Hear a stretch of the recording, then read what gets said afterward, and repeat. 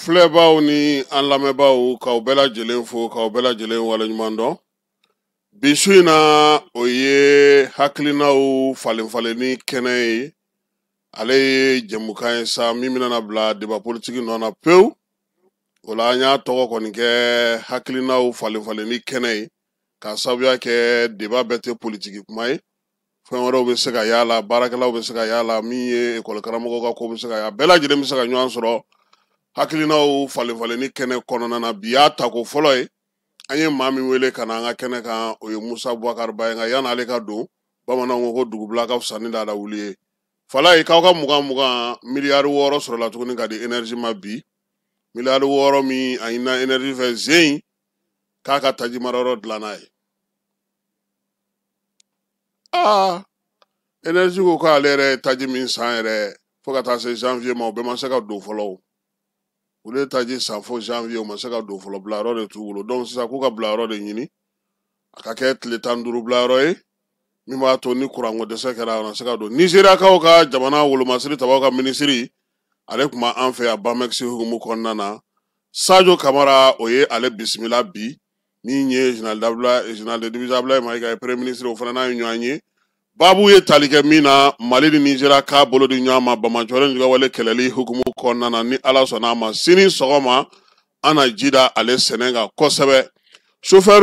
ni premier ministre ye ɲɔgɔn ye a dɔgɔkun kelen ye bi ye. Layidu dɔw kɔni timɛna sa, min ye chauffeur ka laɲini 6 la 2 o sera ka sen sɔrɔ. U ka denmisɛnninw olu bɛna ta ka kɛ pipi ye, i n'a fɔ kɛlɛkɛcɛw mana fatu k'u denw to. Olu bɛ taa yɔrɔ min na n'o ye denmisɛnninw lamara yɔrɔ min ye, o denw bɛna taa o la. Minnu tora chauffeur minnu tora ni wulikajɔ in ale sen fɛ, nka sɛbɛn bɛ kɛ u la san wɛrɛ baaraw kan ka kɛ cogo min na, o tɔgɔ bɛ don sɛbɛn ninnu bɛɛ lajɛlen kɔnɔna na. Filanan ye mun ye, minnu joginna olu kɔni ka furakɛli bɛɛ lajɛlen bɛna ta jamana fɛ, min ye Asa Bajalo ka minisiriso ye, ale ye o baaraw kɛ tɛgɛnɔ bilayɔrɔ la. Tɔ tora 4 min ye,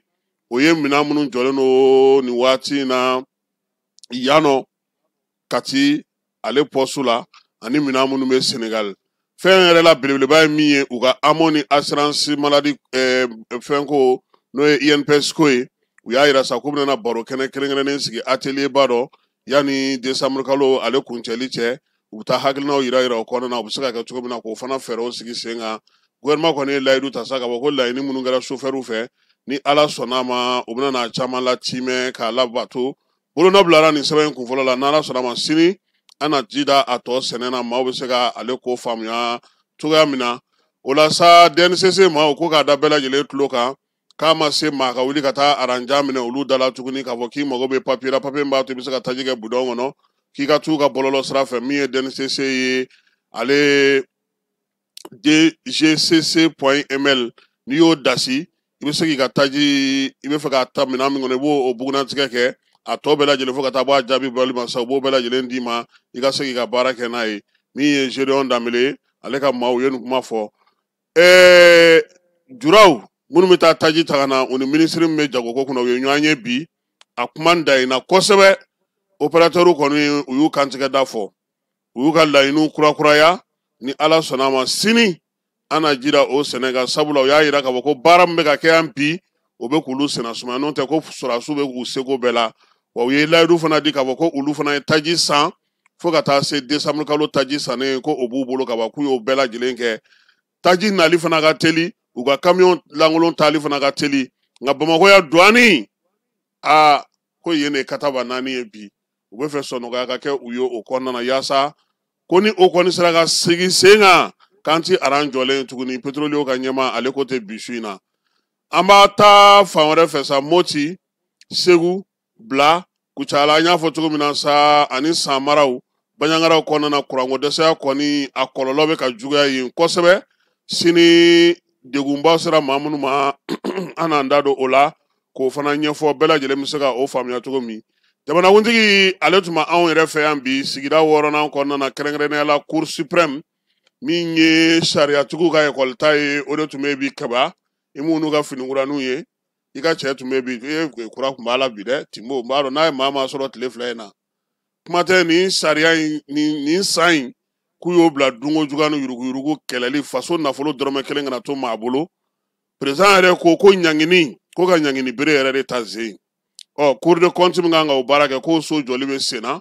n'o kɔni banna dɔrɔn ale b'o baaraw daminɛ nka yan'o cɛ min ye Cour suprême mɔgɔw ye olu kan ka o baaraw kɛ min ye jɛrɛ ye Batoniw ka ɲɛma ale fana kumana ka taa fara procureur min yɛrɛ bɛ Cour suprême kɔnɔ n'o ye Mamudu Timbo ye min ye Cour yɛrɛ ɲɛmaaba n'o o ye Fatɔgɔma Tera ye ale fana ye laseli kɛ baara ninnu bɛɛ lajɛlen a tun bɛ jamanakuntigi n'o ye général d'armée Asimi Goyita ye ale ka yamaruya kɔnɔna na sini an n'a kuma tɔ bɛɛ lajɛlen walawala maaw bɛ se k'a faamuya cogo min na nin y'a bakuruba fɔlen ye bɛɛ lajɛlen k'a dɔn k'a fɔ ko min ye sariyatigɛlaw ka san a daminɛna n'i ka dossier bɛ yɔrɔ la i ka wuli k'i jɔ n'i kan ka taa kiiri min boloda n'i kan ka laɲini min kɛ i ka se k'o fana sigi sen kan Mali ni Nigéria an y'a fɔ olu kɔni bolo bɛ ɲɔgɔn bolo min ye Muhamadu Badaru ye n'o y'u ka jamana minisiri bɛ Wolomasiri Tabaw kunna ale tun bɛ yan Pamex hukumu kɔnɔna na ani Sadio ye ɲɔgɔn ye min ye premier ministre a n'o fana ye ɲɔgɔn ye nka a bisimilara Bamakɔ pankurunjigi kɛnɛ na nin ye Sɔrɔdasiw ka yɔrɔ de ye koyi Sɔrɔdasiw ka pankurunjigi kɛnɛ de ye nin Sadio o de y'a bisimila a ka sɔrɔ ka taa min ye premier ministre ale fɛ yen n ta hakakaw fɛ yen n'o ye sanubɔyɔrɔ ye sa ko bamanci wɛrɛ ɲɔgɔn wale kabaw kɔni ye mugu ci sɔrɔdasi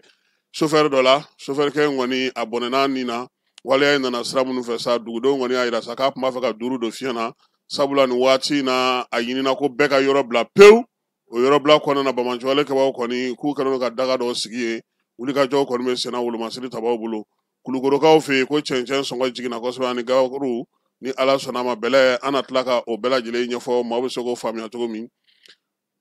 dɔgɔkun min don min kun kɛrɛnkɛrɛnnera dugutigilakaw ye o baaraw fana kɛra an ka jamana kɔnɔ a kɛra Ansongo Tumbutu ale ni Kayikaw fɛ yen sini sɔgɔma baaraw kɛra cogo min na Kucala cɛkɔrɔbaw ko fo ka olu ka yɔrɔw banɛ ko dɔgɔtɔrɔso baara sumalen don u ka goudron daminɛna yɔrɔw ɲiriki ɲarakalen don u b'a fɛ ka ɲininkali kɛ o ko la an terikɛ a n'an baarakɛɲɔgɔn ani an ka numéro 10 a bilara bi Isa Kawujum ale tun minɛna ka bila kaso la sa novembre kalo tile 13 san 2024 Isa Kawujum a kun yamaruyara k'a fɔ sa ko a ye jamukan dɔ kɛ kɛrɛnkɛrɛnnenya joliba ale sanfɛ n'o ye tali kɛ Burkina Fasokaw kun y'a jira sa k'a fɔ ko fangadaraki dɔ k'o kɛra olu fɛ yen a y'o kuma nkalontigiya min ye Kawujum ye bɛɛ lajɛlen b'a dɔn k'a fɔ Imam Mamudu Diko ka tɔn min tun bɛ n'o ye Semasi ye a tun b'o kɔnɔna na a jɔyɔrɔ tun ka bon kosɛbɛ wa ɲangini kɔfɛ sa fɔra sa ko cybercriminalité mɔgɔw fɛ sa k'a ka sefa wari $1,000,000 sara o kɛra décembre kalo a ka kiiri senfɛ min ye Isa Kawujum ye bi kɔni a bilara pewu k'a bɛ se ka taa ka so nɔminɛli foyi o tɛ a nɔfɛ sabula kaso kɔni o banna an bɛ dugawu kɛ min ye Kawujum ye numéro 10 ale bɛ nɔnɔ kɛnɛ de min donc Ala ka a kisi ni ɲɔgɔnna wɛrɛ ma Américains olu tun ye u bolo jigi pewu bi sɔgɔma ko k'u ye baara daminɛ ndara nana danigɛli jan t'o la o taa ni ka segin bɛ gɔn de ma n tɛ kulu ti bouger o kulu b'a nɔ na maa caman tun y'a jira sa k'a fɔ k'o kun kɛlen don ka demande kɛ visa ko ni fɛnw na k'o kun y'a bɛɛ jɔ Américains yɛrɛ ye kibaruya di bi sa ko min ye département d'état ye k'a ko k'u ka baaraw daminɛ Mali ale kɔnɔna na farikolo ɲɛnajɛ ko ta nasira la an ka sifin denmisɛnnin minnu bɛ nin waati in na Katarikaw fɛ yen Ibrahim Jakite k'ale kɛlen don futinɛ yelen ye kɛnɛ kan ye ka fara Seydou Doumbouya n'a tɔw bɛɛ lajɛlen kan kamalen k'a jɔyɔrɔ bonyana kosɛbɛ ani Arabie Saoudite kan dolantan na o kɛra siɲɛ fɔlɔ ye a ka jouer denmisɛnninw fɛ wa fana maa min bɛ yen n'o ka dolantan ɲɛna ni bɛɛ ta ye ale kɛra o ye an ka lasigiden min bɛ Katarikaw fɛ yen n'o ye Dede Ousmane ye ale y'a ka dayɛlɛ an ka denmisɛnninw ye surafana dunna kununko surafana dun in sa min ye denmisɛnninw ka dege karamɔgɔ ye n'o ye Adama Jefa Jalo a n'a ka denmisɛnninw u bɛɛ lajɛlen nana Mali lasigidenso la min ye an ka lasigiden n'o ye Dede Ousmane ye a kɛrɛfɛmɔgɔw n'a baarakɛɲɔgɔnw olu bɛɛ lajɛlen nana kɛnɛ kan Burkina Faso lasigiden, Niger ta ani Ghana ta u bɛɛ lajɛlen jɛra ka surafana dun ɲɔgɔn fɛ ka dugawu kɛ sa an ka sifinw ko Ala ka u taa ɲɛ. Nin ye kuma la kumaba ye bi su in na yani an ka don an ka babu ale kɔnɔna na. Falaye Keyita ale ni Keba Jalo olu ka yamaruya o kɔnɔna na.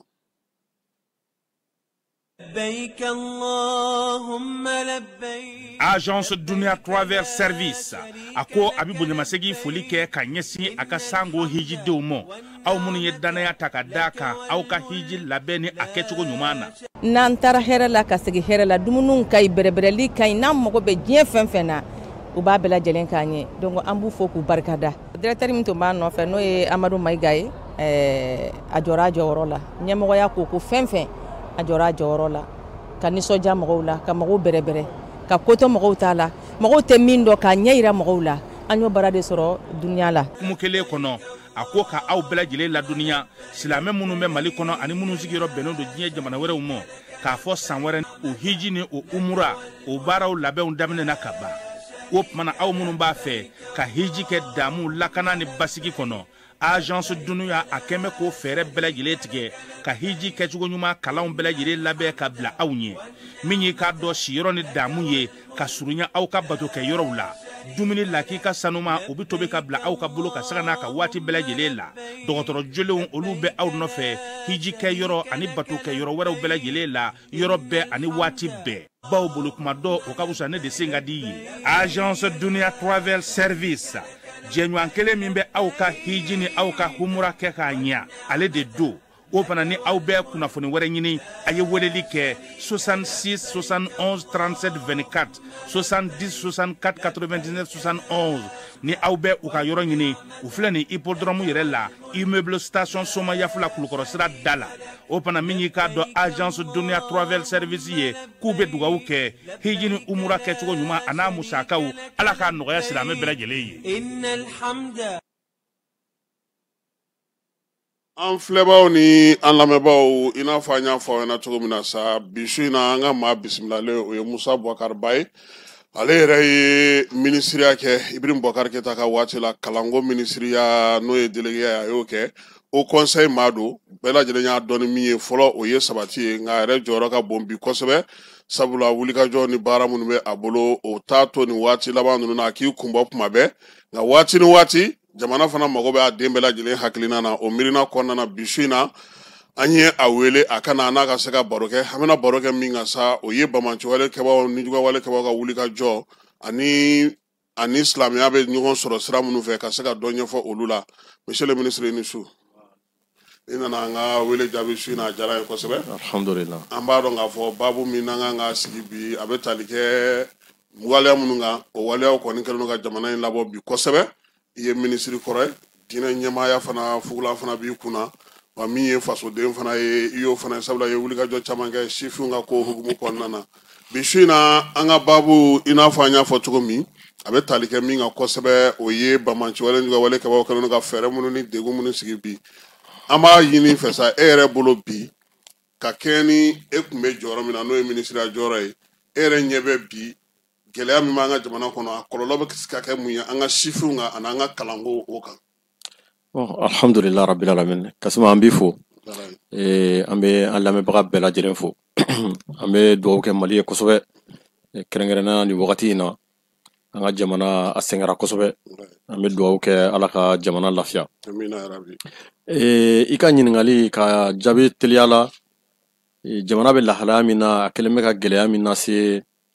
denmisɛnninw ani kalanko la ne ma da la n'o dogolen bɛ mɔgɔ la. A gɛlɛya fɔlɔ kalanko ta fan fɛ an bɛ don min na i ko bi ni an ka jamana yɔrɔ caman lajɛ kalanso datugulen don. Kalan tɛ k'an ka jamana yɔrɔ dɔw la a bɛ ni ka san 10 bɔ bi. Banbagaciw bɛ na an ka jamana kɔnɔ wagati minnu na denmisɛnnin minnu tun bɛ an ka togoda yɔrɔ dɔw la n'olu tun bɛ 6e année la u ɲɔgɔnna minnu tun bɛ Bamakɔ ani yɔrɔ wɛrɛw 6e année la i b'a sɔrɔ bi o dɔw tilara université la halisa olu ma ɲɛ sɔrɔ u ka kalanko la. Donc o ye gɛlɛyaba ye ka ɲɛsin an ka jamana fan dɔ denmisɛnw ma. Ɔkɔli karamɔgɔ caman olu tora ko in na an bɛ dugawu kɛ Ala ka hinɛ u la Ala ka yafa k'u ma. O ye gɛlɛyaba lase kalanko ma o sigidaw la.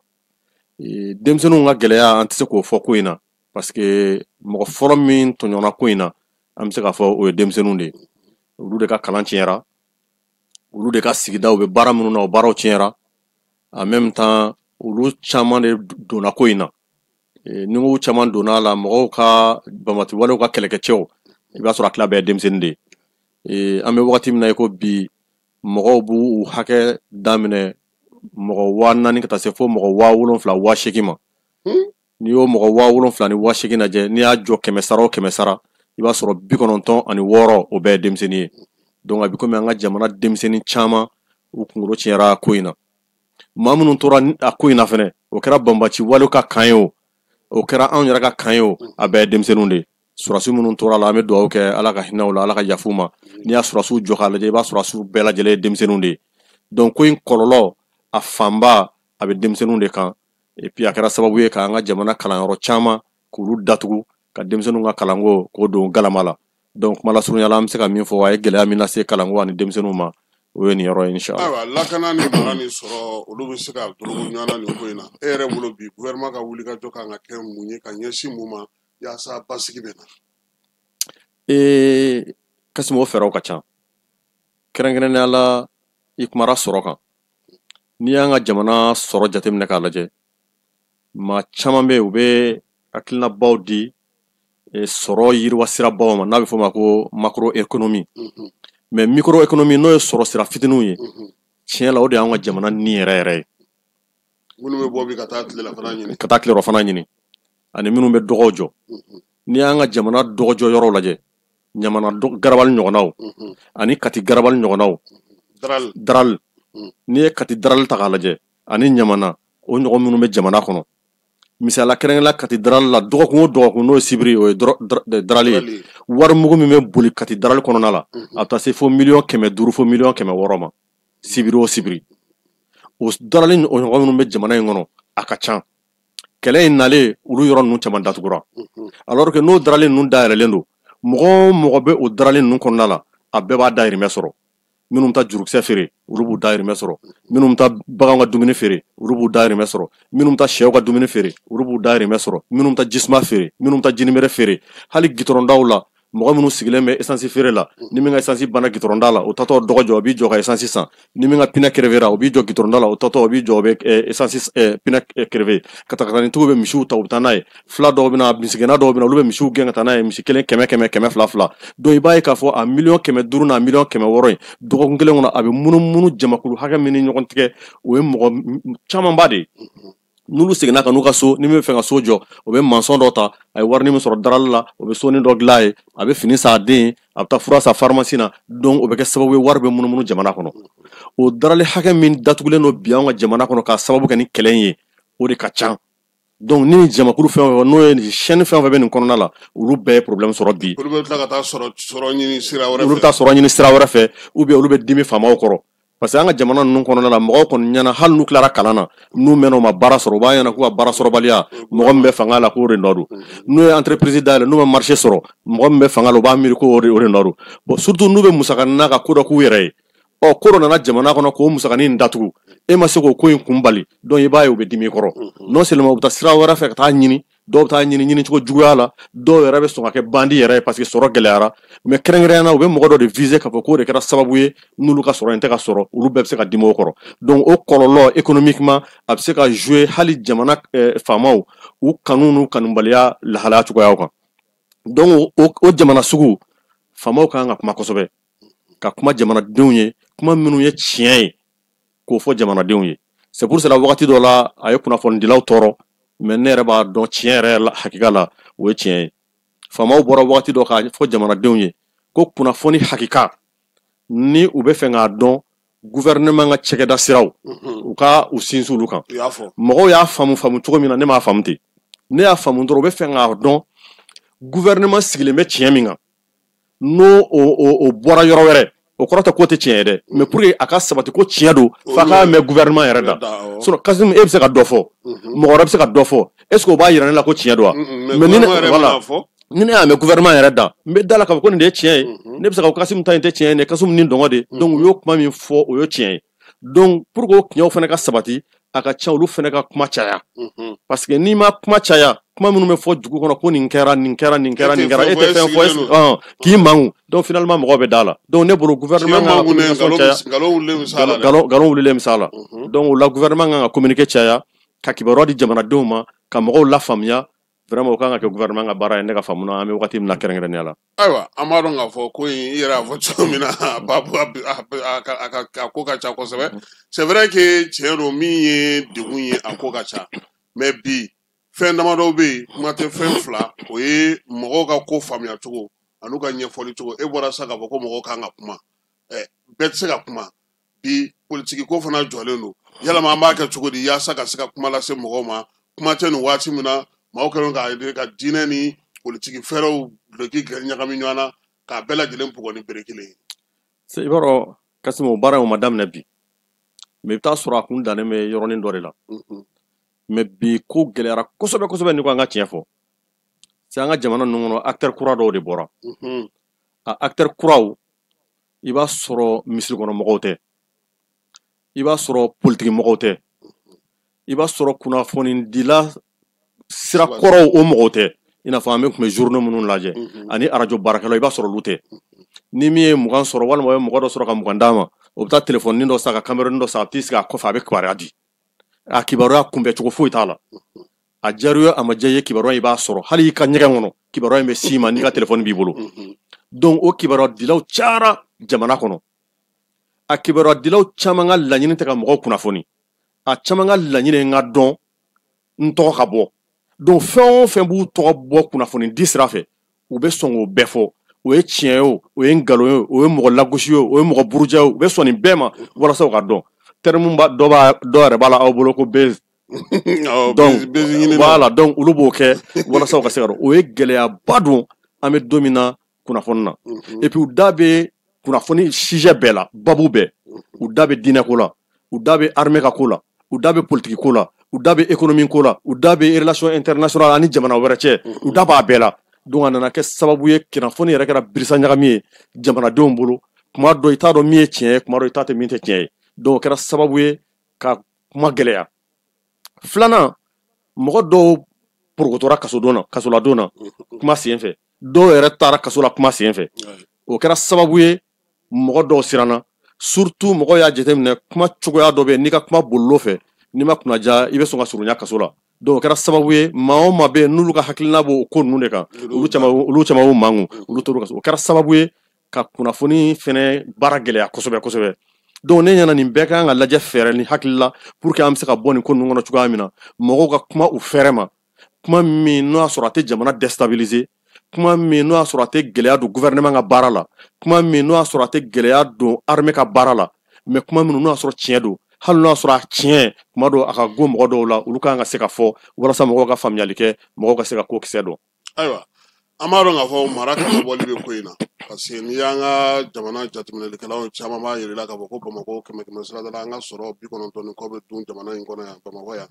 Marabolo fana de jama ka ca ni yɔrɔ bɛɛ lajɛlen marabolo tɔw dun fana degun bɛ olu kan e yɛrɛ bolo bi est ce que marabolo kɛcogo ani mara kan ka labɔli min kɛ o ye o sera se yɔrɔ la fo de ka se ka jamanadenw ka se ka sigi u ka togodaw la u ka dugubaw to yen wa. Kasum nin ye gɛlɛyaba ye an ka jamana kɔnɔ n'i y'a ye mɔgɔw bɛ girin ka na Bamakɔ kan mɔgɔw an ka jamana kɔnɔ bi fɛn dɔ bɛ danger ba de don a danger n'a ma kunbɛn an bɛ taa se san 20 san 30 san 40 an ka hadamadenya balimaya sinjiya non seulement a bɛ jouer kan mais Bamakɔ bɛna kɛ yɔrɔ ye mɔgɔ tɛ place sɔrɔ yɔrɔ min na bi an ka jamana développement sigilen don fɛn damadɔ kan a ye gɛlɛyaba de lase togodaw la bi ni mɔgɔ o mɔgɔ ye kalan kɛ ka taa université la san 4 bagi kɔfɛ i bɛ taa sɔrɔ n'i ye burusi kɔnɔ mɔgɔ ye i sigi cogo t'aw ka burusi kɔnɔ ka baara kɛ i ka kalan na i tɛ baarakɛ yɔrɔ si sɔrɔ k'i bɛ se ka taa baara kɛ aw ka yɔrɔ la n'o y'a sɔrɔ mɔgɔ min e ye ingénieur de ye ingénieur électromécanicien ou bien ingénieur électricien bâtiment n'i bɔra ENI na i sigiyɔrɔ t'aw ka village la bilen parce que n'i taara k'i b'i ka entreprise dayɛlɛ maa si tɛ taa n'a ka mobili ye e fɛ aw ka village la k'a bɛ taa d'i ma i k'a furakɛ i k'a dilan n'i bɔra Bamakɔ fo Kayi hali n'i ka mobili pare-brise cira i tɛ entreprise kelen sɔrɔ i tɛ société kelen sɔrɔ f'i ka na n'a ye Bamakɔ yan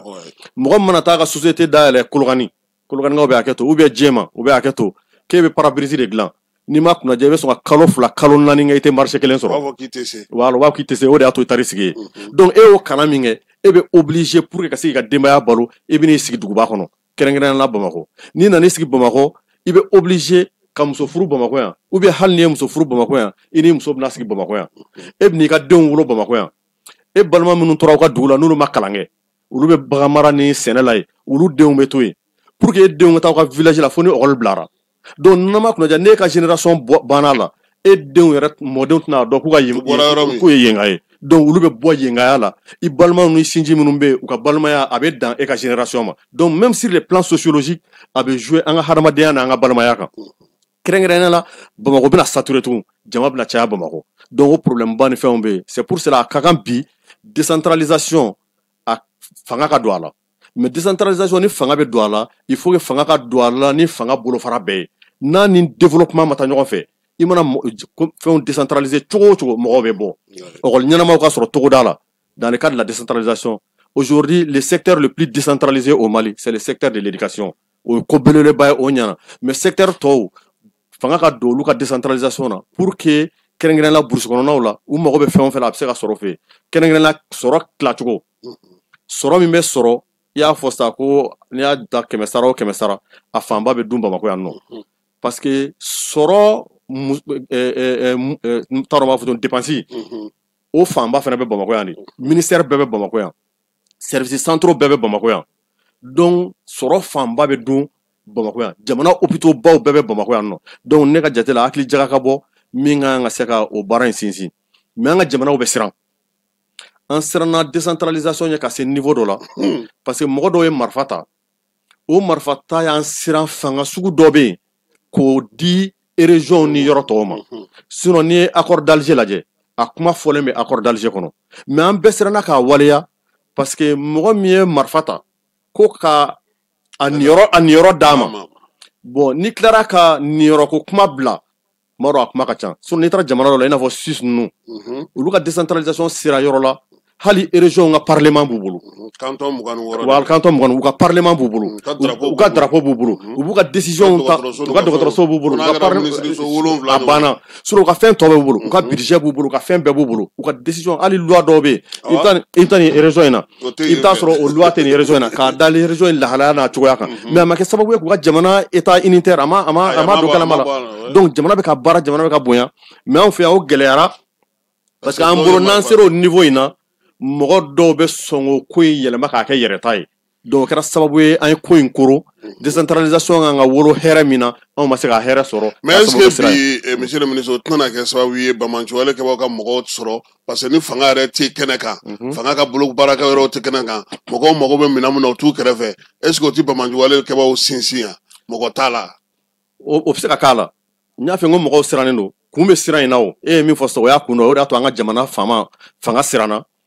i bɛ k'a ye san 7 kɛ ni yɔrɔ in a ma se ka appliquer peut-être mɔgɔw y'a ye ni fanga sugu dɔw dira a bɛ se ka kɛ sababu ye Bamanciwalew u ka ko bɛ se ka sinsin mais ni danaya bɛ problème ba t'a la Suisse ninnu na a ma problème ba kɛ filanan fanga bɛ di mais fanga bɛɛ tɛ di armée tɛ tila quoi armée bɛ to Suisse kɔni 7 bɛ yen maa si t'o ɲɛnabɔ ni Berne kaw yɛrɛ Berne tɛ armée affaires étrangères justice ani monnaie o b'u bolo mais anw fɛ yan armée senba ma ye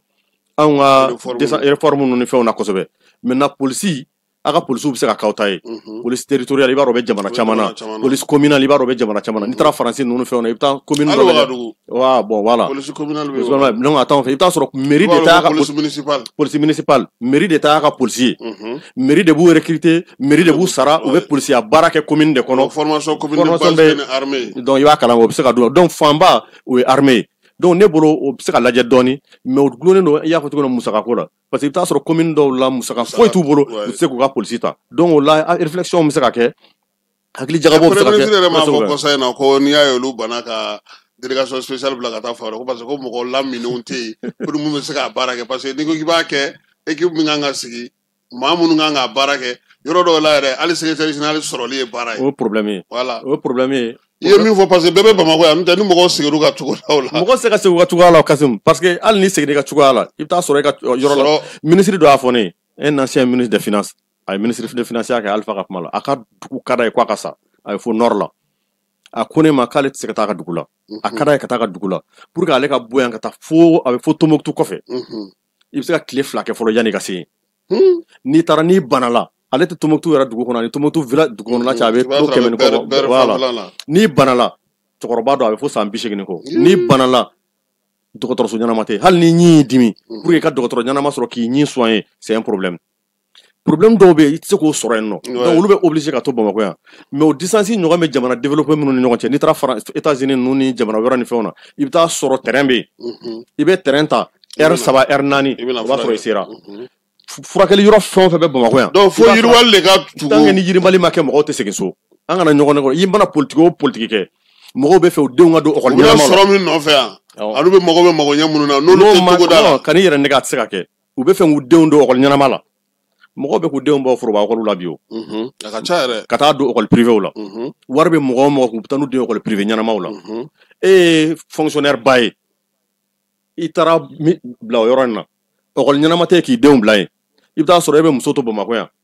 i b'a don école ɲɛnama la e yɛrɛ bɛ yen i bɛ taa ni ka segin ni fɛnw kɛ donc a bɛ se yɔrɔ dɔ la i tɛ se ka to yen bilen quoi donc ni sɔrɔ tilacogo ma ɲɛ jamanadenw ni ɲɔgɔn cɛ yiriwali mun bɛ kan ka ɲini o tɛ se ka kɛ mɔgɔw bɛ to dugubaw mɔgɔw bɛ to duguba kɔnɔ sɔrɔ tilali a ka jɛya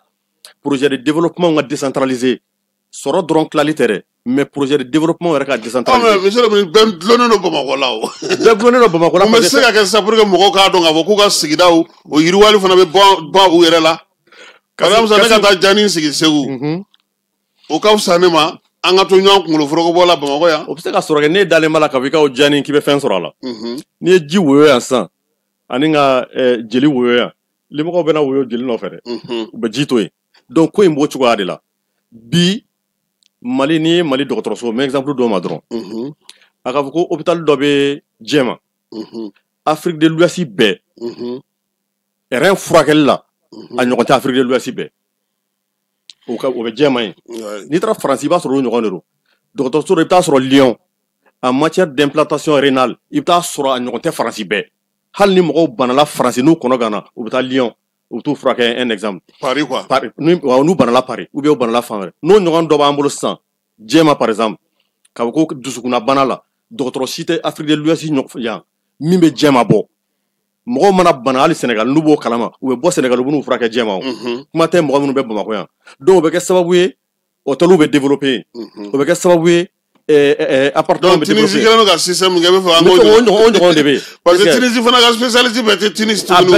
u y'a décentraliser est ce que i y'o kɛ ni mɔgɔw hôteliw b'u nɔfɛ mɔgɔw bɛ taa hôtel bɛ développer kalan bɛ développer fɛn caman bɛ développer i y'o kɛ i taara dɔ kɛ Gao cancer la olu ɲɔgɔn tɛ Afrique bɛɛ diɲɛ machine ni diɲɛ fɛn bɛɛ dɔgɔtɔrɔ ɲɛnamaw bɔra fan bɛɛ ka n'u bila yen u bɛ cancer furakɛ cancer mana mɔgɔ o mɔgɔ sɔrɔ Ala k'an kisi o bɛ bɔ Bamakɔ yan nɔ o bɛ taa furakɛ u bɛ taa yen de o donc furakɛli la i bɛ wagati min kɛ furakɛli la a yɔrɔ bɛ kɛ wagati la i bɛ wagati min kɛ furakɛli i kelen tɛ taa i ni mɔgɔ 2 i ni mɔgɔ 3 a bɛ taa ɲɔgɔn fɛ olu dumuniw u si yɔrɔ n'o fɛnw hôtel ni dumuni feere yɔrɔ minnu bɛ olu bɛɛ bɛ développer a nɔfɛ donc ninnu bɛɛ lajɛlen bɛ se ka kɛ kalan fana la a bɛ se ka kɛ i bɛ taa sɔrɔ i bɛ université dɔ kɛ branche dɔ b'a kɔnɔ a branche tɛ sɔrɔ yan si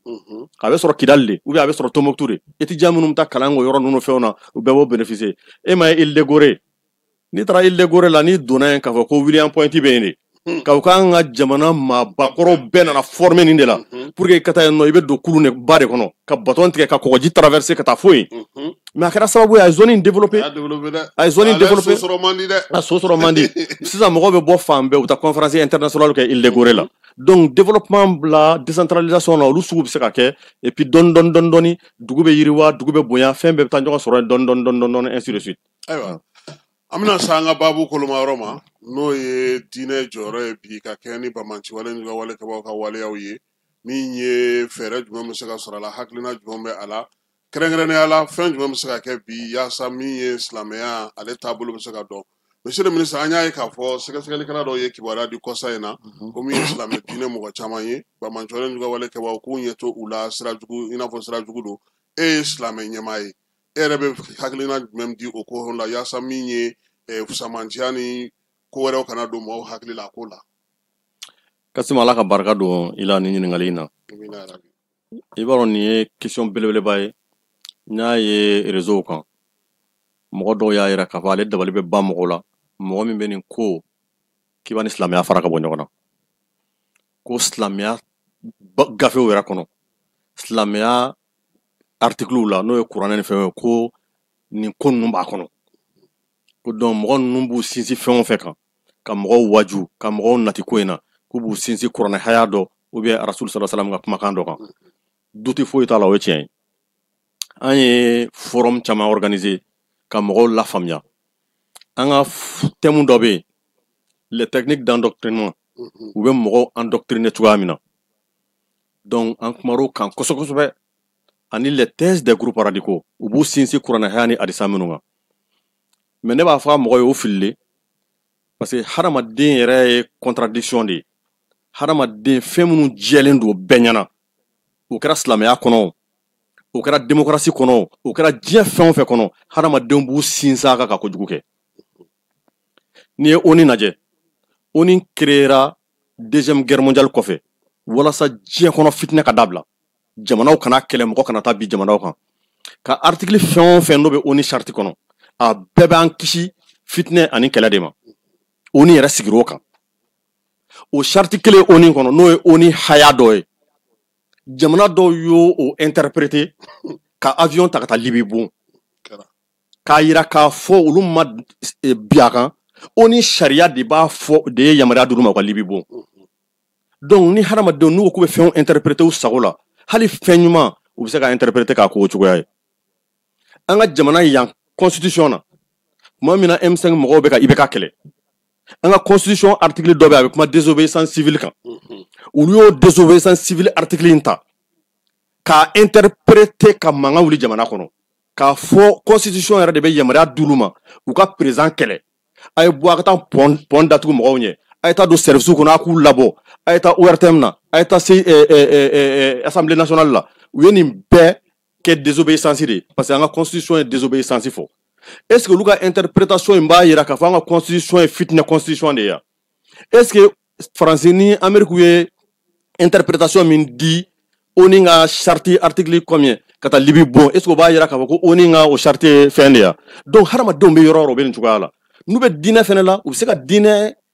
fɛn dɔw ta k'a interpréter k'u ni dɔngɔ don a kɔnɔ ka u sago don a kɔnɔ politiquement mɔgɔw b'a kɛ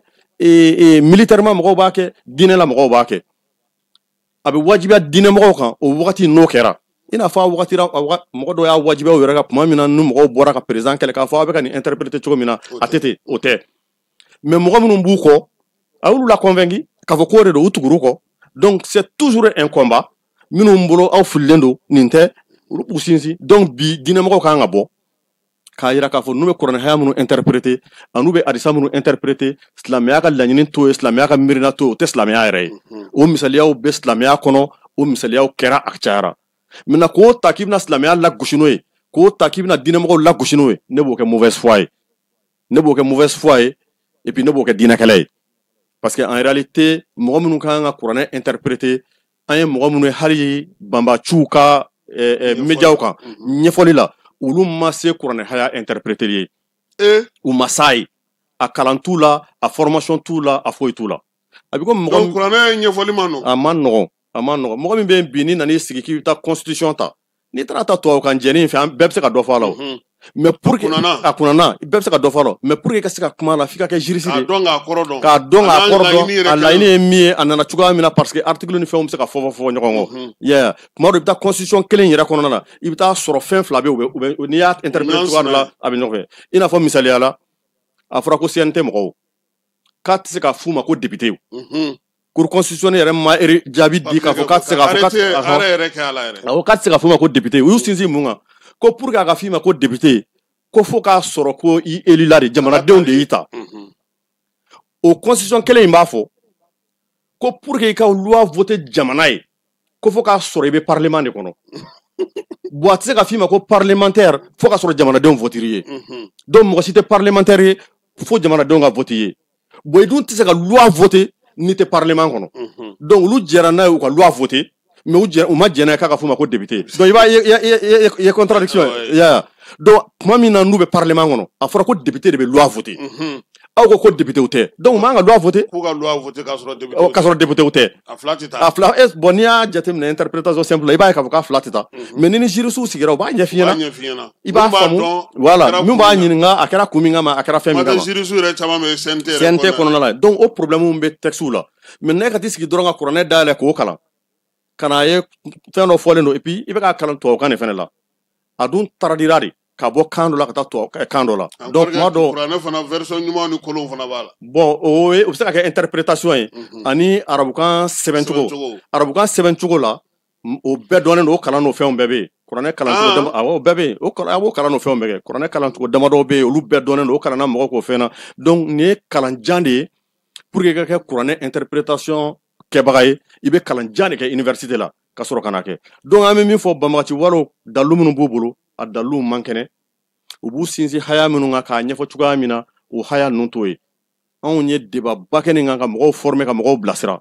donc a ka kan bi diinɛmɔgɔw u ka bɔ ka ɲɛfɔli kɛ mɔgɔw ye ka sɔrɔ u ma don fitina kɔnɔ parce que an bɛ don min na i ko bi hali ka bɔ k'i bɛ kuma sugu dɔw fɔ n'i ma kunnaja a bɛ se ka kɛ fitinɛ ye a tɛ kɛ fitinɛ ye bamaci wɛrɛ kɛ bɔ yɛrɛ ma tuguni ayi voilà bamaci yɛrɛ bɛ se ka fitinɛ ta k'i sɛgɛrɛ o bɛɛ bɛ ko in na donc mɔgɔw kan k'o yɔrɔnin n'o fɛnw faamu mais nin na sisan maa minnu ye diinɛ ɲɛmɔgɔ olu bɛ se ka bɔ ni kuma jumɛn ye ka se ka lafaamuyali kɛ k'a yira mɔgɔw la k'a fɔ ko bamaci wɛrɛ kɛ b'aw ta a ye an bɛ don min na i ko bi kɛnɛjɛ kan kasum t'i nɛgɛ o gɛlɛyara o gɛlɛyara k'a da dalu caman kan bi ko in ye fanga sɔrɔ ka se yɔrɔ min na hali maa kirikara fila a bɛ se ka marifa ta ka sira tigɛ mɔgɔw la faya kɔnɔ mɔgɔ fila yanni polisiw ni surasiw ka wuli k'u bɛ taa ka taa ale kɛlɛ tuma dɔ a bɛ se ka heure kelen heure fila ta o t'u ka minɛntanya ye o t'u ka mauvaise volonté ye o t'u ka motivation tanya ye o ye jamana yɛrɛ dugukolo cogoya ni kow bɛ cogoya min na donc à tout moment marifatigi fila ni saba a bɛ se ka kojugu kɛ mɔgɔ la bi anw filɛ nin émission in na yan n'a ye maa o maa ja jamana in kɔnɔ ni marifa b'i bolo i bɛ se ka na don yan ka kojugu k'anw na enquête de bɛ se ka kɛ kɔfɛ k'i minɛ mais k'a fɔ k'i tɛ se k'o kɛ ko fɛn dɔ labɛnnen bɛ jamana kɔnɔ k'i tɛ se k'o kɛ o tɛ yen an kana ɲɔgɔn nɛgɛw la o tɛ yen o ma daminɛ bi kabiri indépendance fo bi wa diɲɛ jamana bɛɛ bɛ ten hali faransi ninnu ni fɛnw b'o cogoya la mun y'a gɛlɛya faransi ni amérique ninnu na i bɛ mɔgɔ jogin ni minɛn min ye olu ka jamana système a bɛ san 20 san 30 ninnu fɔ o minɛn sɔrɔli ka gɛlɛn k'a fɔ i b'i tɛgɛ da marifa yɛrɛ kan fɔlɔ ka marifa sɔrɔ o ye problème ba ye olu ka jamanaw kɔnɔ radariw bɛ fan bɛɛ vidéo surveillance bɛ fan bɛɛ sanni ni feere cogoyaw bɛ fan bɛɛ mais an ka jamana kɔnɔ bɛɛ bɛ se ka marifa sɔrɔ o tɛ mali dɔrɔn sous région bɛɛ bɛ se ka marifa sɔrɔ n'a yɛrɛ ja n bɛ n ka pistolet bila n kun n bɛ taa don dɔ k'a ka bureau kɔnɔ dɔrɔn n bɛ kojugu k'a la fanga tɔgɔ bɛ tiɲɛ a bɛ mɔtɔ k'a nana don fo bureau kɔnɔ ka mugu ci karisa la k'a kɛ i n'a fɔ ye fanga ka fasa ni fanga ka dɛsɛ de ye fanga bɛ se k'o bali cogo di bon o lahalayaw bɛ ko in na il faut que mɔgɔw k'o faamu lahalaya filanan min b'a la mɔgɔw bɛ k'a faamu bi min cɛ ka ɲi fɔlɔ o de ye diinɛ ɲɛmɔgɔw yɛrɛ u ni ka taa bamaci wale ninnu fɛ yen ka wuli ka taa yen bi ni mɔgɔ kan ka kuma diinɛ tɔgɔ la jamana kɔnɔ parce que silamɛya ye principe dɔ ye kasum il faut que mɔgɔw k'o yɔrɔ faamu k'o jɛya a tɛ daga mɔgɔ si ye jama bolo ma yɛrɛbaya bolo ma n mago tɛ mɔgɔ la bolo ma n se bɛ n yɛrɛ la bolo ma k'aw kɛ groupe ne dɔrɔn ka marifa ta k'a bɛ taa silamɛya wajibiya mɔgɔw kan o tɛ bɛn silamɛya la n'o bɛnna o désordre mɔgɔ si tɛ se k'o falen diɲɛ kɔnɔ bi n'i ye groupe armé ninnu lajɛ par exemple JINIM a bolofaraw ka ca Ansardine b'a kɔnɔ Mourabitoun b'a kɔnɔ les Front de Libération des Masinaw b'a kɔnɔ u bɛɛ ye marifa ta u farala ɲɔgɔn kan est ce que jɔn ye yamaruya d'u ma k'u ka marifa ta olu yɛrɛ de y'a miiri u yɛrɛ ma k'olu ni marifa ta ka kan ka silamɛya ɲɛfɔ d'accord Lafiyabugu n'olu jeunes dɔw y'u fara ɲɔgɔn kan ko bon an fana ni marifa ta ka kan olu fana ye marifa ta Sɛbɛnninkɔrɔ jeunes dɔw fana wulila k'u fara ɲɔgɔn kan an fana ye marifa ta an bɛ silamɛya imposer Kolokani dɔw wulil'u yɛrɛ ma Naran dɔw wulil'u yɛrɛ ma sisan a kan ka to jɔn t'a la donc i b'a ye o désordre de o problème b'olu yɛrɛ la terrain kan ye État islamique ye marifa ta k'olu de ni silamɛya ɲɛfɔli ka kan Ansardine ye marifa ta k'olu ni silamɛya ɲɛfɔli ka kan u fila bɛ ka ɲɔgɔn faga terrain kan o don o don ye hali Nigéria u bɛ ka mugu ci ɲɔgɔn na donc i b'a ye k'a fɔ tasira de bɛ marifa ta la o tasira ni an bɛ silamɛ jamana kɔnɔ bi maa min bɛ se k'o yamaruya di o ye conseil islamique de ye o conseil de bɛ se k'a fɔ silamɛw ye nin tɛ bɛn silamɛya la a ye wuli a ka nin kɛ Mali kɔni kɔnɔ bi silamɛya sariya la ani hakilina min bɛ bɛn kosɛbɛ kosɛbɛ o de ye o conseil ye parce que o conseil de silamɛw ka ɲɛmɔgɔ ye silamɛw ye mandat di o conseil de ma k'u représenter o conseil ka kuma o tɔgɔ la maa si tɛ se ka marifa ta jamana in kɔnɔ bi k'a fɔ i bɛ silamɛya lafasa maa si tɛ se ka da don silamɛya babu dɔw la ni o conseil islamique tɛ donc o conseil ne ka jate la a kan ka taa kumaw fɛ k'u lasigi anw de ye silamɛw ka ɲɛmɔgɔ ye hali aw n'o y'a sɔrɔ aw ye silamɛ ye aw ka ɲɛmɔgɔ ye anw de ye aw ka ɲɛmɔgɔ tɛ yadi ye aw ka ɲɛmɔgɔ tɛ kufa ye aw ka ɲɛmɔgɔ ye o conseil de ye. est ce que o fanga bɛ o conseil la bi. a fanga bɛ o conseil la jamana faamaw yɔrɔ ani jamana silamɛ tɔw yɔrɔ mais marifatigi bɛ marifa bɛ minnu bolo peut être i bɛ se ka a fanga tɛ se ka k'a la olu la mais u kan ka kuma ka nin f'u ye ka na n'a dalu n'a fɛn o silamɛya la k'a f'u ɲɛna bon anw bɛ fɛ. monsieur le ministre an bɛ waati min na bi est ce que o bɛ o conseil yɛrɛ kɛcogo to a ka se ka wuli ka nin baara in kɛ. a bɛ se o conseil bɛ se k'a kɛ kosɛbɛ. initiative a mɔgɔw bɛ yan fɛnw bɛ an taara dɔ la farabugu. voilà hali n'a gɛlɛyara. o kɛra mɛnɛ voilà a ma nɔgɔya mɛnɛ. a ma nɔgɔya o conseil de y'an cɛ an taara farabugu o la fɛnɛ fɛn dɔw bɛ yen don min na an bɛ accord sɔrɔ farabugu an ye réunion daminɛ 2 heures sɔgɔma tilegan fɛ 14 heures fo 2 heures du matin an taara an y'a imposer ne tun ye au conseil ka chef de délégation ye an y'a imposer bon anw nana ka kuma ni ɲɔgɔn cɛ kɛnɛ in kɔni kan an ma kɛnɛ wɛrɛ fɔ dɛ anw de y'a ɲɛmɔgɔ ye mɔgɔ tɛ kuma ta n'i ma kuma ɲini an fɛ wa n'an ko i ka kuma bila i b'a bila banbagaciw sigira kini fɛ donsow sigira numan fɛ anw bɛ cɛmancɛ la maa o maa n'i bɛ kuma ɲini i b'i bolo ɲini an de bɛ kuma d'i ma fo ka taa ko an ye accord sɔrɔ cogoya min na parce que hadamaden n'i ye ɲɛmɔgɔ ye i ka ɲɛmɔgɔya imposer voilà n'i dɛsɛra don min na i bɛna i b'o fɔ mɔgɔ ye maintenant n'u conseil n'u sigira k'a yir'u la a bɛ ka nin min kɛ nin tɛ hakilina dɔ bɛ sɔrɔ o soit an t'aw reconnu an ka ɲɛmɔgɔ ye soit aw bɛ ka min fɔ silamɛya la o tɛ tiɲɛ ye an bɛ bɔ ni miirina dɔ ye min kan ka kɛ o kɔfɛ o bɛ sɔrɔ ka fɔ jamanadenw ye. ayiwa mais nin bɛɛ la jamana yɛrɛ kan ka se ka mun kɛ yaasa diinɛ lasela minnu bɛ yen n'olu tɛ fɛ balawu ka wuli olu ka se k'u ka kumakan ka se ka lamɛn. bon ne bolo jamana parce que i b'a dɔn jamana ka position ka gɛlɛn tuma min na ni jamanadenw fɔlen don ɲɔgɔn kɔ en même temps ni désordre jara jamanadenw ye bi jamana bɛ désordre ba de kɔnɔ a désordre min n'i tɛ se k'a fɔ ko sariya y'a bali bi u y'a essayé aw ka média in désordre min bɛ bɔ aw ka média in na a tɛ bɔ jamana yɔrɔ si a désordre bɛ fanga bɛ nin ka bonya hali ni banbagaci walew ta ye i bɛ kuma dɔw mɛn réseau kan i b'i yɛrɛ ɲininka n'o y'a sɔrɔ est ce que fanga kan k'i sigi k'o bɛɛ lajɛ fana. fanga man k'i sigi k'o bɛɛ lajɛ fanga ye mɔgɔ caman don kaso la a ko la mɔgɔ caman minnu ye banni kɛ minnu ye fanɛni kɛ fanga ye mɔgɔ caman don kaso la o problème na minnu ye nkalon na mɔgɔw la ka mɔgɔw buruja fanga ye mɔgɔ caman don kaso la mais malheureusement mɔgɔw caman dɔw bɛ hali olu yɛrɛ yɔrɔ dɔnnen tɛ minnu ta ka jugu n'a bɛɛ ye bi o ye minnu bɛ kɔfɛ ye mɔgɔ dɔw b'a la u bɛ kuma ɲumanw fɔ u b'a fila ɲagami ɲɔgɔn na donc ne ka jate la désordre in mɔgɔ dɔ ye proposition yɛrɛ kɛ ko ka TikTok interdit. caman y'o fɔ waati laban in na mɛnɛ. un de état dɔ bɛ yen o gouverneur ye décision ta ale m'a kɛ ko mɔgɔw bɛ mɔgɔ buruja parce que ale ye conséquence wɛrɛ y'a la min tɛ hali burujali ni fɛnw ye don o don à partir de 21 heures jusqu'à 3 heures du matin a bɛ réseau tigɛ ko parce que ko kabini réseau ko in daminɛra ko ekɔlidenw ka kalan niveau jiginna bangebaaw tɛ denw kɔlɔsi kosɛbɛ familles tɛ fara ɲɔgɔn kan ka baro kɛ ka fɛnw kɛ foyi hali gɛrɛn hali voilà donc ale nana a y'a interdit de 21 heures à 3 heures du matin a bɛ denmisɛnninw permet yan'a ka taa sigi réseau la a bɛ taa kalan kɛ a bɛ taa fɛnw kɛ parce que hali denmisɛnninw bɛ taa don so kɔnɔ k'u bɛ leçon ta ni téléphone b'u bolo i b'a sɔrɔ téléphone dogolen b'u bolo ani ja cɛjugu minnu bɛ réseau kan n'u b'olu lajɛlen ni fɛnw na donc a kɔlɔlɔ n'a fɛnw ka bon donc moi je pense que aujourd'hui o ɲɔgɔnna bɛ se ka k'an ka jamana kɔnɔ état kan ka responsabilité ta vraiment ka se ka réseau ko in k'a contrôler walasa mɔgɔw bɛ se ka hakɛ ni fɛnw sɔrɔ a la. dɔw tɛ sunɔgɔ a bolo yɛrɛ. mɔgɔ tɛ sunɔgɔ dugu bɛ jɔ u tɛ baara fana kɛ. u tɛ se ka baara kɛ problème baw de b'a la problème baw b'a la donc ne ka jate la o kɛrɛfɛ o man ka aspect militaire o man k'o bali kɛlɛ in na bi a kɔlɔlɔ dɔ ye ni Bina Jara kumara bi ani ni an ka jamana ɲɛmɔgɔ dɔw kumara mɔgɔw bɛ Bina ta lamɛnli min kɛ o ka ca ni n'an ka jamana ɲɛmɔgɔ dɔw kumara. u kana bɛn ɲɔgɔn ma dɔrɔn. voilà u kana bɛn ɲɔgɔn ma parce que bɛɛ bɛ fɛ ka ka di a ma ne u b'a lamɛn. mɔgɔw b'a lamɛn est ce que y'a ye. donc mais mun bɛ na n'o ye e yɛrɛ bolo. min bɛ na n'o ye c'est i b'a dɔn hadamaden tabiya tuma dɔ n'i m'o fana étudier communication na ka suma a bɛ gɛlɛya quoi hadamaden tabiya curiosité b'a la kunnafoni ɲini na sisan n'an bɔra ni mobili fila ye ɲɔgɔn accident e ka da in na sisan an b'an jɔ k'a lajɛ mun bɛ yen maintenant ne y'a dɔn min bɛ a bɛ mun ɲa ye i b'a sɔrɔ a dɔw tɛ foyi ɲɛ i ye i tɛ fɛn yɛrɛ ɲɛ a la voilà i tɛ fɛn ɲɛ a la a tɛ fɛn ɲɛ i ye mais i tabiya tɛ se ka tɛmɛ f'i k'i jɔ k'a lajɛ tuma caman i b'o ye pɔn sanfɛ n'a fɔra ko mɔgɔ de bɛ jɔli min kɛ o de b'a fɔ janvier ka tɛmɛ voilà ko yɛrɛ ko ɲɛnabɔ i b'o ye pɔn sanfɛ n'a fɔra ko ko dɔ bɛ pɔn na bɛɛ tɛmɛtɔ mɔgɔw b'u ralentir dɔɔnin-dɔɔnin u b'u kunkolo bɔ u bɛ vitre jigin u bɛ fɛn u b'a kɛ tan donc adamaden cogoya yɛrɛ y'o ye k'a dɔn problème jɔn bɛ yen donc o ye adamaden cogoya donc n'i bɛ kunnafoni di n'i m'olu bɛɛ lajɛlen intégré tuma dɔ i bɛ taa sɔrɔ mɔgɔw bɛ fɛ ka mɔgɔ min ka ko ɲɛɲini u b'o lamɛn ka tɛmɛ bɛɛ kan donc système ka kan ka sɔrɔ bina ninnu ka information u ka se ka brouiller quoi a kana se ka passer a kana se ka tɛmɛ parce que u ye panique min sɛmɛ bi jamana kɔnɔ il suffit que cɛnin ka bɔ sini dɔrɔn k'a fɔ ko nin ko in bɛ yen sisan a sera niveau la président y'a fɔ o don k'an kana siran mais mɔgɔw tabiya o tɛ se ka bɔ adamaden ka siran na quoi siran surtout ni dalilu bɛ siran na o bɛ mɔgɔw bila siran na mais o t'a bali k'an man ka jɔ donc moi je pense que aujourd'hui ninnu kɛrɛfɛ aspect militaire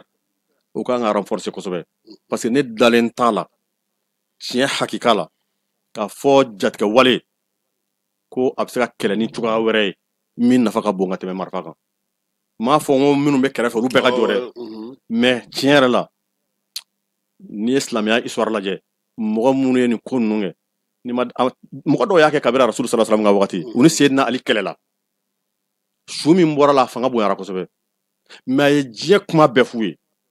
k'u wele ka kuranɛ hayaw f'u ye ka hadisaw f'u ɲɛna k'u lasabali pour que u ka segin ka na o ma sɔn a labanna f'u taara kafiriya ka tila k'u ka banbagati walew wuli u ka taa faga olu de y'a faga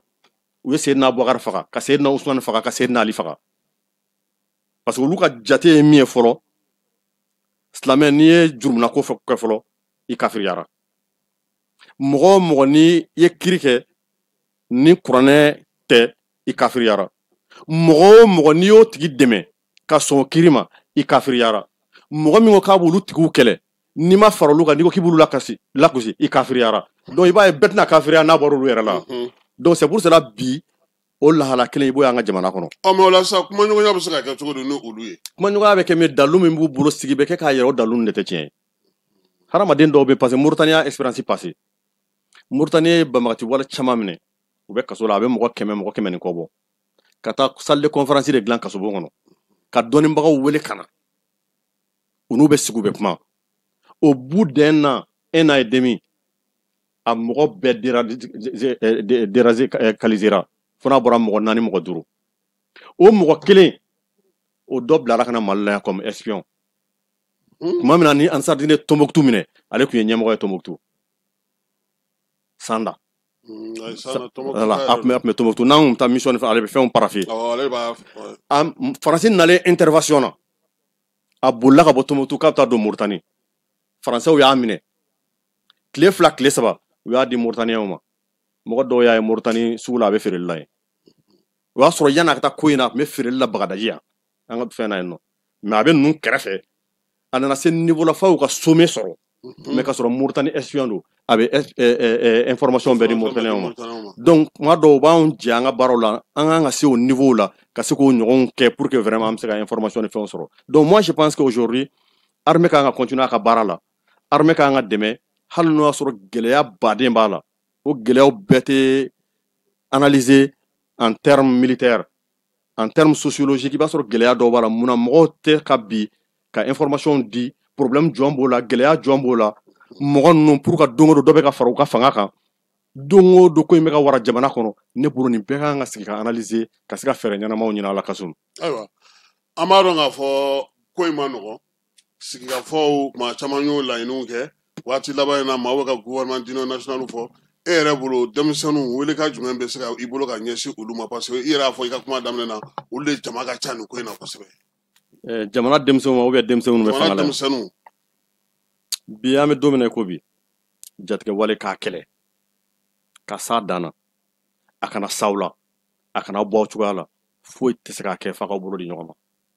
a ka ɲɔgɔn minɛ ka su de bi an tun bɛ réunion dɔ la dɔ ye kuma dɔ fɔ kuma in ye wulibali de jamana min ka histoire bɛ 1000 bɔ jamana min ni kobaw kɛra a kɔnɔ jamana min ni cɛbaw tɛmɛra a kɔnɔ o jamana tɛ se ka filenkolon ci maa kirikaraw fɛ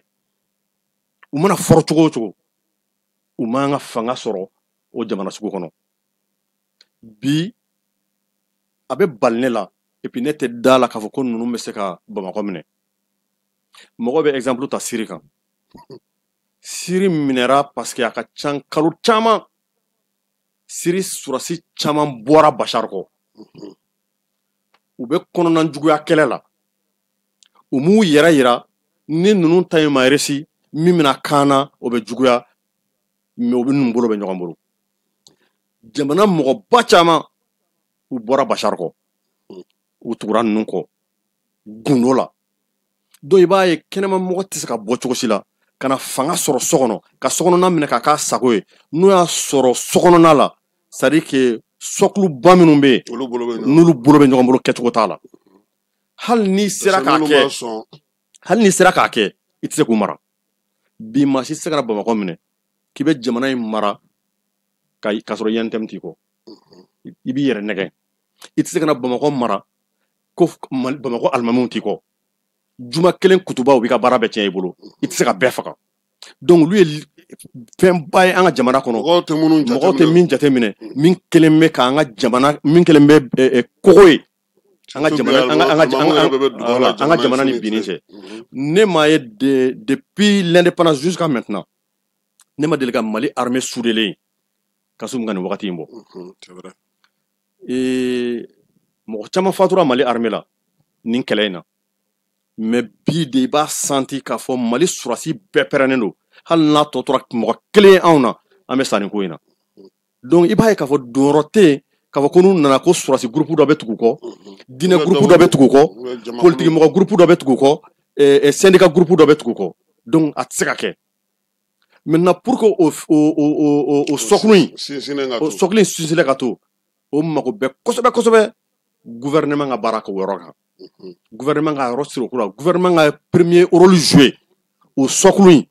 fisiri ni fitini minnu bɛ ka don a la ni ko dɔw ye mɔgɔ dɔw bolo bin kɛra an kan nin kɛra très rapidement olu ka se ka corriger mɔgɔw ka to ɲɔgɔn bolo yanni an ka bɔ nin gɛlɛyaba in kɔnɔna la kɔfɛ n'an bɔra nin gɛlɛya in kɔnɔ ko tɔ minnu bɛ yen an kan ka règlement de compte minnu kɛ an kan ka fɛn minnu kɛ ɲɔgɔn na an bɛ se k'olu kɛ mais nin wagati in na Kasum n t'a fɔ ko fanga min b'a kunna ko fanga ɲuman don dɔw bolo a ka ɲi dɔw bolo a man ɲi bɛɛ ni hamina don mais n kɔni bɛ min dɔn a ɲa n'a juguman a ka sɔn siɲɛ 100 ni banbagaci walew ta ye a ɲa n'a juguman a ka sɔn siɲɛ 100 min bɛ ka kɛ Sudan bi donc ne t'a ye k'a fɔ hadamaden gɛlɛya min b'i kan a ka di i ye gɛlɛya in ka b'i kan o tiɲɛ ye mais i bɛ fɛ ka gɛlɛya in b'i kan ka taa sira min fɛ gɛlɛya wɛrɛ bɛ yen wa n'o sira in ma diya i ye kana girin ka bɔ gɛlɛya dɔ in na dɛ i bɛ ka kɛlɛ wagati an y'a fɔ politique mɔgɔw ye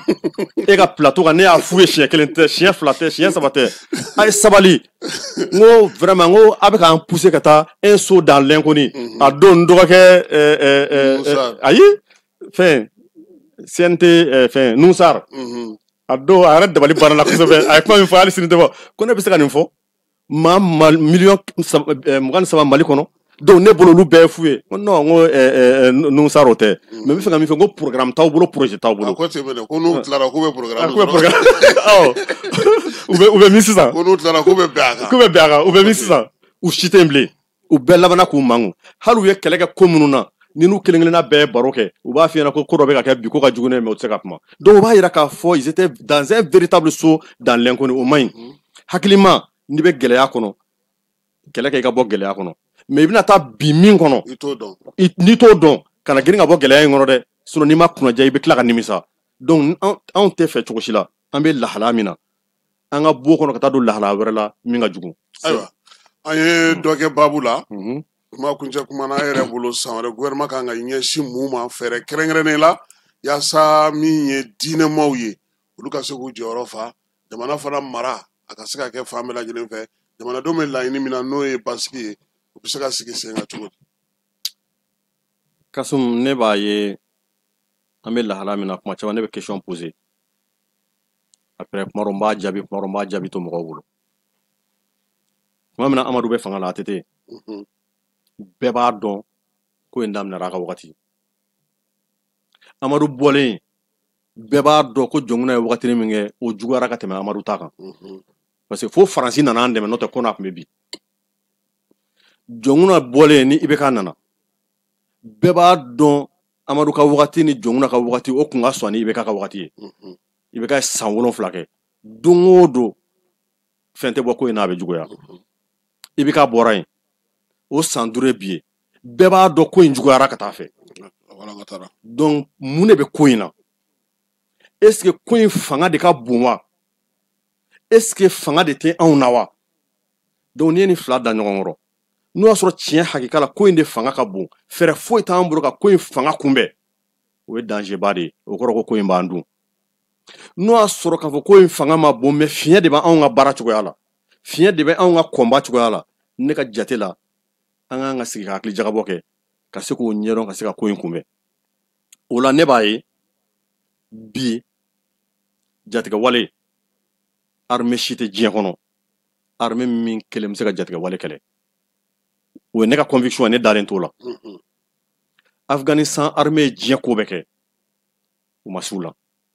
surtout ni jatigɛ wale yɛlɛmara ka kɛ jamana kɔnɔdenw ye ni dunanw don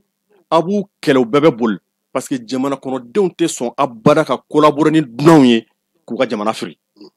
ninnu ye kalo 11 kɛ kɔrɔn fɛ u ma maa si sɔrɔ ka fara u yɛrɛ kan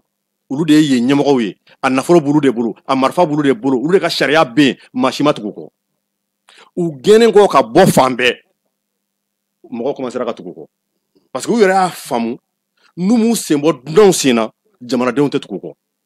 donc u ye dunanw gɛn JINIM yɛrɛ créeliba a objectif belebeleba de y'o ye an ka dunan bɛɛ gɛn dunan bɛɛ k'i dabɔ an ka kɛlɛ la an yɛrɛ dama ka marifa ta an ka se jamanadenw ma an k'u la convaincre gɛlɛya minnu ni jamanadenw y'a sɔrɔ kabiri indépendance jamana marabagaw ka niveau la u b'o gɛlɛyaw de labɔ o gɛlɛyaw la i b'a ye k'a fɔ n'i taara an ka togoda caman i tɛ yɔrɔ si sɔrɔ k'i bɛ jamana taamasiyɛn nɔ ye yɔrɔ min na jamana ka kalanyɔrɔ tɛ yen jamana ka ɔkɔliso tɛ yen jamana ka sira tɛ yen jamana ka ji tɛ yen jamana ka mun bɛ yen a ye impôt sara jamana ka mun bɛ yen i bɛ lajɔ i ka moto la k'i ka vignette lajɛ jamana ka mun bɛ yen ni carte d'identité t'i bolo i bɛ fɛn donc ninnu nana u ye mun kɛ u ye jamana lasigiden bɛɛ gɛn mɔgɔ tɛ ɲininka carte d'identité ko la bilen mɔgɔ tɛ ɲininka vignette la bilen mɔgɔ tɛ ɲininka impôt ko la bilen a yɔrɔw caman mago tɛ ɔkɔliko la u mago tɛ dɔgɔtɔrɔso ko la n'i y'u tatɔ dɔgɔtɔrɔso la ko fɔ n'u bana la donc i b'a ye olu ka gouvernance ani jamanadenw lahalaya yɛrɛ an'u ka surun ɲɔgɔn na kosɛbɛ donc jamanaden yɔrɔ dɔw y'a ye nin ye anw bila minɛn min kɔnɔ a bɛ komi ennemi de ton ennemi est ton ami donc o problème nana créer ko in na kosɛbɛ o y'u kɛlɛli gɛlɛya Afghanistan ninnu dɛsɛra Somaliw dɛsɛra Nigériaw dɛsɛra donc ne kɔni b'a ye bi Mali kan ka coopération militaire bilatérale an kan ka réflexion k'o la armée ko in ka bon armée ma jamana ka bon armée ma armée surasi min b'an bolo a fanga a ka dɔgɔn jamana fɛnw ma nin ko in nana ka jamana sɔrɔ bɛɛ datugu donc ne bolo jamana dɔw bɛ i n'a fɔ Tchad kɛlɛ in daminɛra tuma min na Faransi taara Tchad nɛgɛ Tchad nana ka na an dɛmɛ u nana ni surasi 1000 ni kɔ ye bi an bɛ se ka se Tchad ma an n'u bɛ sigi an bɛ kuma an b'an ka condition f'u ɲɛna n'u sɔnna ka n'an dɛmɛ alhamdulillah jamana wɛrɛw bɛ i n'a fɔ Iran ninnu n'a ɲɔgɔnnaw jamana wɛrɛw bɛ yen peut-être que hakili m'olu tɔgɔ ye k'a sɔrɔ a ma kɛ ni force internationale ye olu dɔw bɛ se ka na fara an kan an ka ɲɔgɔn dɛmɛ AES bɛ cogoya min na AES yɛrɛ y'a ɲumanba de ye sauf que gɛlɛya min bɛ Mali la yan nɔ o gɛlɛya kelen de bɛ AES jamana bɛɛ lajɛlen na bi n'i ko k'i bɛ surasi dɔ bɔ Burukina ka na fara Mali kan yan nɔ i bɛ taa bɔ wo dɔ de da la n'i ko i bɛ surasi dɔ bɔ Mali la ka taa Burukina i b'a bɔ wo dɔ de da la yan donc surasi jamana minnu bɛ yen n'u n'an ka di an hinɛ b'u la u bɛ fɛ k'an dɛmɛ u tɛ jamana puissance ka jɔnya n'u ka janfa kɔnɔ an n'o jamana dɔw ka bɛn a la i n'a fɔ irisiw ye mɔgɔ dɔw bila ka n'an fɛ yan nɔ jamana wɛrɛw bɛ diɲɛ kɔnɔ min tɛ irisi dɔrɔn ye an bɛ se ka s'olu dɔw fɛnɛ ma u k'an dɛmɛ ni o n'a ɲɔgɔnnaw ye pour que an bɛ se ka kɛlɛ in gagner o jamanaw bɛɛ sɔrɔ ne dalen b'a la donc u bɛ se k'an dɛmɛ kosɛbɛ ka se ka gɛlɛya in bɔ yen sinon an bɛ ka taa cogoya min na bi ni carburant ko in n'a continuera ka sɔrɔ a bɛ problème créer a bɛ problème créer niveau bɛɛ lajɛlen na an ye tile 15 kɛ école datugura bi a bɛ ka nɔgɔya kosɛbɛ an ka dugawu kɛ a ka nɔgɔya n'i ko i bɛ école datugu tugun parce que k'a gɛlɛyara o tɛ image ɲuman ye donc o ye problème ye maintenant pour que a ka nɔgɔya ne b'a dɔn mɔgɔ ninnu tɛ bɔ sirada in na k'a fɔ k'u bɛna fɔ k'a dabilara de pour que u k'a dabila f'i k'u gagner kan bon gagner kan sira 3 dɔrɔn de b'a la ka force de wuli ka taa sirada in bɛɛ nettoyer k'u bɛɛ gɛn ka bɔ yen o tɛ force fitinin ye walma citernin bɛɛ ka to k'a bɛɛ escorter n'u natɔ don k'u escorter n'u segintɔ don k'u escorter o musaka a n'a perte en vie humaine a n'a perte en vie matérielle o ka can walma i ka taa négocier u fɛ ni saba bɛɛ lajɛlen kɔlɔlɔ b'a la donc aujourd'hui réflexion baw kan ka kɛ anw yɛrɛ ka faiblesse ba kabiri ko in daminɛra mun de don mɔgɔ ninnu ka force mun de don k'a étudier k'a ɲa k'a moyen n'a fɛnw ɲini an ka sɔrɔ k'an ɲɛsin kɛrɛfɛ o kɛrɛfɛ ka jamanaden bɛɛ bila wɔyɔ la u contre la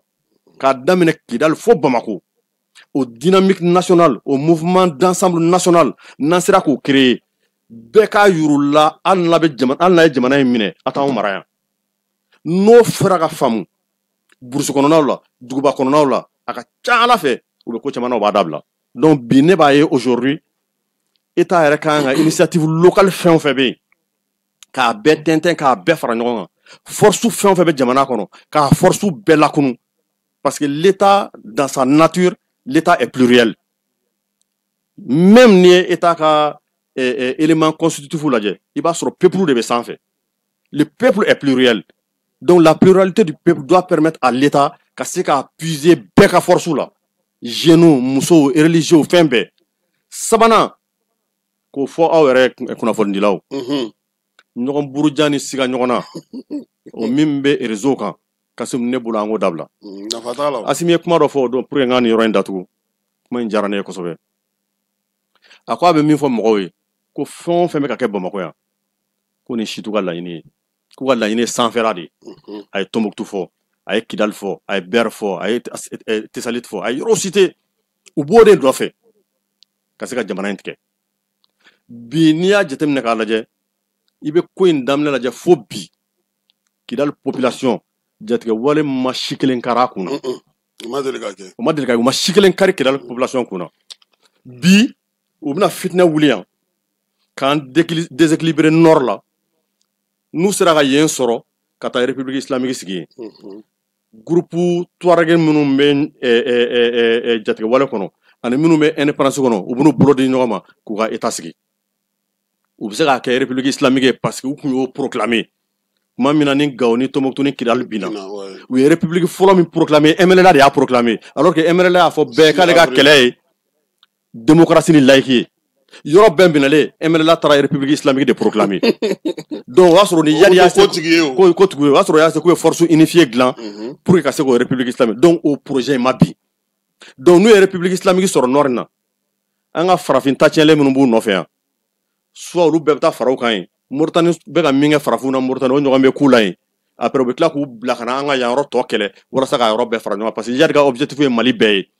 ninnu ka objectif ye u ka yɔrɔnin dɔ ye donc a b'u nɛgɛ u bɛ fara ɲɔgɔn kan yɔrɔnin dɔ bɛ sɔrɔ u b'u ka état sigi yen a bɛ sɔrɔ k'a tɔ gete n'a y'a bɛɛ sɔrɔ a b'u yɛrɛ gɛn ka bɔ yen u b'u ka république islamique sigi donc anw kan ka nin faamu kosɛbɛ o de y'a to o don cɛ ye kuma min fɔ France 24 la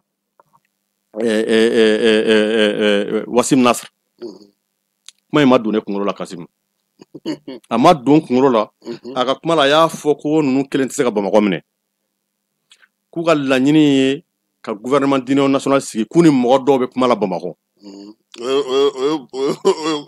k'u ni politique mɔgɔ dɔw bɛ kuma la Bamakɔ u ni dɔw bɛ kuma la kɔfɛ religieux ni fɛnw b'a la ale bɛ information fɛn o fɛn di jatigɛ wale tigilamɔgɔw de b'a d'a ma a bɛ bali ne la fa tɛ jatigɛ wale tigilamɔgɔw la lagalagatɔw tɛ stratégie min b'a to u bɛ Bamakɔ minɛ ka biri wagati jɔ u ka ŋaniya ye ka république islamique sigi k'o t'o stratégie fɔ dɔ ye o k'u sigi réseau sanfɛ k'o stratégie bɛɛ fɔ Bamakɔ ka bɛɛ k'o mɛn maliyɛn bɛɛ k'o mɛn bon nin de y'an ka stratégie ye an bɛna Bamakɔ minɛ tan de a ka Bamakɔ ka dɔw bɛ yen u n'anw bolo bɛ ɲɔgɔn bolo dɔw bɛ kɔfɛ dɔw bɛ kɔnɔ la u n'anw de bɛ ɲɔgɔn bolo wa an bɛna Bamakɔ minɛ bon ni nin donn'i kunkolo la dɔrɔn ne bolo i ma foyi faamu nin ye k'an pousser a bɛ komi a ka kamalen dɔ tun bɛ Choguel supporter kosɛbɛ jɛman don a ye kuma dɔ fɔ o don a bɛ ka journaliste dɔ jaabi a ko n'aw mɔgɔ 10 bɛ so kɔnɔ don o don dɔ b'a fɔ k'ale ka 100 wari suɲɛra tant que a ma wari suɲɛko kuma in dabila aw mɔgɔ 10 bɛɛ bɛ sigi a ɲɔgɔn na donc de fait k'a fɔ k'an ni mɔgɔ dɔw bɛ kuma la bolo b'an bolo a tigi tɔgɔ ma fɔ a jamu ma fɔ a bɛ bɔ yɔrɔ min na an bɛɛ bɛ sigi a ɲɔgɔn na a bɛ siga n'a caya ni ɲɔgɔn cɛ donc u ka laɲini o de ye n'o siga fanga bonyara sécurité d'état renseignements généraux bɛɛ lajɛlen b'i ka réseau bɛɛ wuli sisan k'olu ɲinini daminɛ o téléphone lamɛnw o sufɛ tamaw ni fɛnw k'olu bɛɛ désorienté ka t'o kan u bɛ sɔrɔ k'u ka laɲini ɲini yɔrɔ wɛrɛ donc ne b'a ye k'a fɔ k'o de don sabula Asimi sɔmina joona o don a y'a fɔ Buguni k'a fɔ an kana sɔn cogo si la u ka fitinɛ wuli anw fɛ Bamakɔ yan u ka laɲini y'o de ye walasa ka kɔrɔn sɔrɔ donc n'u sera ka nin kɛ u b'an siga ɲɔgɔn na k'an dimi ɲɔgɔn kɔrɔ an bɛ taa ɲɔgɔn buruja réseau la mɔgɔw commencera ka daminɛ ne dɔ y'a ko ka si bɔ ale tɛgɛ kɔnɔ k'ale delila ka nin fɔ ko mɔgɔ dɔw bɛ Bamakɔ yan mais an bɛ se ka nin mɔgɔ min bɛ yen ni diɲɛ bɛɛ y'a ka kumakan lagosi cɛ mana kuma o kuma maliyɛnw b'a fɔ ko nkalontigɛla don kalabanci don maintenant sisan a bɛna nkalon da e ka sokɔnɔmɔgɔ dɔ la e yɛrɛ bɛ tila k'a fɔ ko tiɲɛ don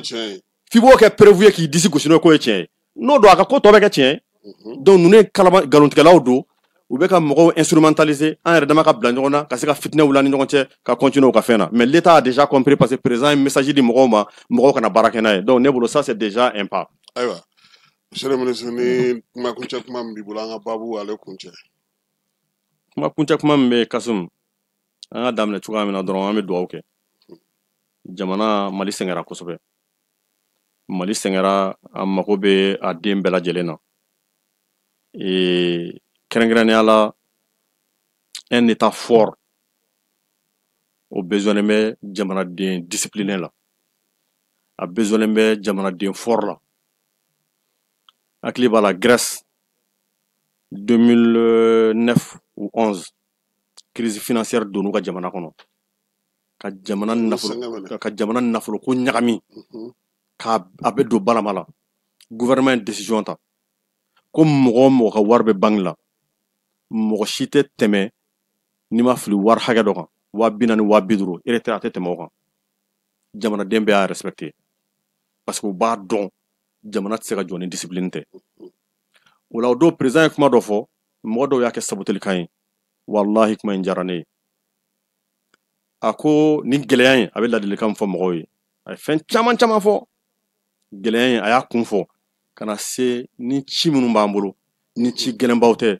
carburant ko gɛlɛya ni fɛnw ka kɔsɔ an ka ciw nɔgɔya ne t'a dɔn président bɛ se ka min fɔ ni nin tɛ quoi crise in bɛ lahala min na ale de b'a dɔn a bɛ k'a gérer cogo min na ale de b'a dɔn